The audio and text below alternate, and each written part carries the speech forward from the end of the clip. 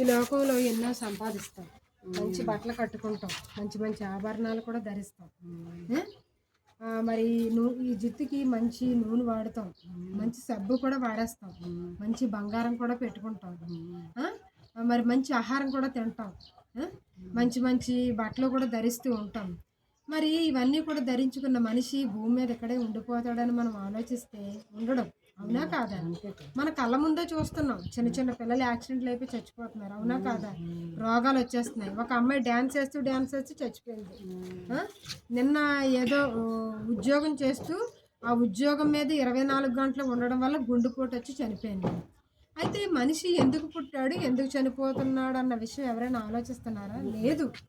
ఏదో తిన్నాము, భూమి మీద పుట్టాము, చదువుకున్నాము, పెళ్లి చేసుకున్నాం, పిల్లల కన్నాం, ఇదే జీవితం. చచ్చిపోతే ఏమనుకుంటారు? చచ్చిపోయాడండి, ఇంకా అయిపోయింది జీవితం, ఇక్కడతో అయిపోయిందండి అంటాం. అవునా కాదా? అంటే మరి చనిపోతే అసలైన జీవితం ఉన్నదని దేవుడు అంటున్నాడు.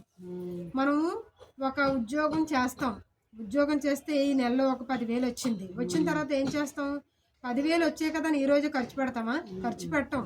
రేపు భవిష్యత్తు ఉన్నది కదా, రేపు ఉండాలండి, పిల్లలు ఉన్నారు, అన్నిటికీ ఉండాలంటాం. అవునా కాదా? మరి ఈ లోకంలో బ్రతకడానికి మనం అంత బాగా ఆలోచిస్తున్నప్పుడు మరి మనలో ఉన్న ఆత్మ ఎలాగొచ్చిందని ఎవరైనా ఆలోచిస్తున్నారా? ఏదో తిన్నామండి, బతికామండి, ఉన్నామండి, చేస్తాం, అయిపోయిందండి జీవితం అంటారు. కానీ దేవుడు ఏమంటున్నాడు? చనిపోయిన తర్వాతే అసలైన జీవితం. ఎలాగొచ్చింది చనిపోయిన జీవితం అంటే? దేవుడు ఒక ఉదాహరణ బైబిల్లో చెప్పాడు. చింతపండు ఉన్నది, ఇలా చారు చేసి భూమిలోకి ఇలా పడేస్తారు. ఇది మనకి పనికిరాదని పడేస్తాం. అది భూమి లోపలికి వెళ్ళిపోతుంది, చిన్న మొలక అవుతుంది, మొక్క అవుతుంది, పెద్ద వృక్షం మన కళ్ళ ముందే ఉంది, చూస్తున్నాం ఎంత పెద్ద వృక్షం అవుతుందో. అవునా కాదా? అంటే మరి అంత చిన్న పిక్కకి అంత పెద్ద చెట్టు అయ్యేలాగా మరి ఆ వృక్షం అలాగే ఎదిగిందని అంటే మరో భవిష్యత్తు ఉందని దేవుడు చెప్పాడు. మన కళ్ళ ముందే గొంగళి పురుగు ఉంటుంది. ఇగో ఇక్కడ ఎక్కడ పడితే అక్కడ మునగ చెట్లు ఉన్నాయి. అది చూస్తే ఏమనుకుంటాం? చిచ్చిచ్చి ఏంటి మునగలు ఇవి వచ్చాయి, మునగ చెట్టు దగ్గర వచ్చాయి ఏంటి, తోసేయండి, పారేయండి, కాళ్ళలోకి చంపేయండి అంటాం గొంగళి పురుగుని. దాని అంటాం, దాని బ్రతుకంటే అందరికీ అసేము. కానీ కొన్ని రోజులు రూపాంతరం చెందిన తర్వాత అది ఏమవుతుంది?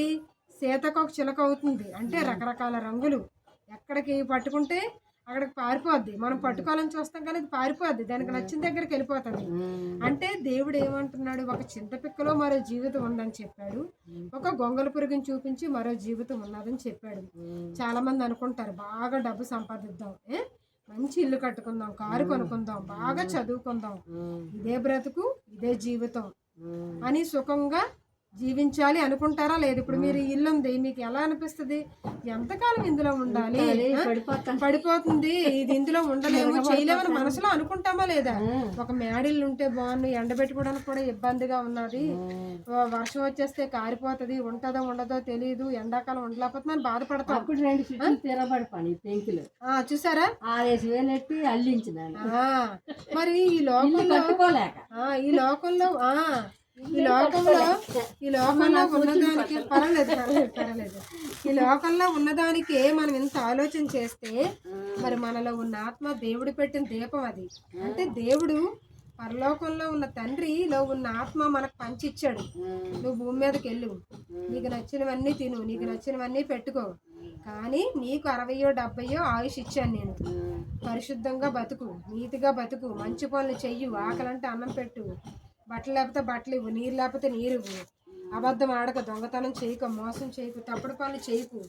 ఎప్పుడు కూడా ఈ బుర్రతో నా గురించి ఆలోచించు. ఎందుకంటే ఈ శరీరాన్ని నేనే ఇచ్చాను, ఇందులో ఉన్న ఆత్మ నాదే. నువ్వు ఎలా పడితే అలా బ్రతుకుతానంటే నేను ఒప్పుకోను. చాలా మంది తాగేస్తారు, తాగేసి ఆరోగ్యం అంతా పాడు చేసుకుంటారు. అవునా కాదా? కైనీళ్ళు వేస్తారు, చుట్టలు, బీడులు అన్నీ వాడతాడు. ఆరోగ్యం పోయిన తర్వాత మనం డబ్బు ఇస్తానంటే అవుతుందా? గోల్డ్ డబ్బు నా దగ్గర డబ్బు ఉందండి, నేను కోటీశ్వరరాల్ని, పోత పోయిందండి, పర్వాలేదండి, పర్వాలేదు, అయితే ఇంత డబ్బు ఖర్చు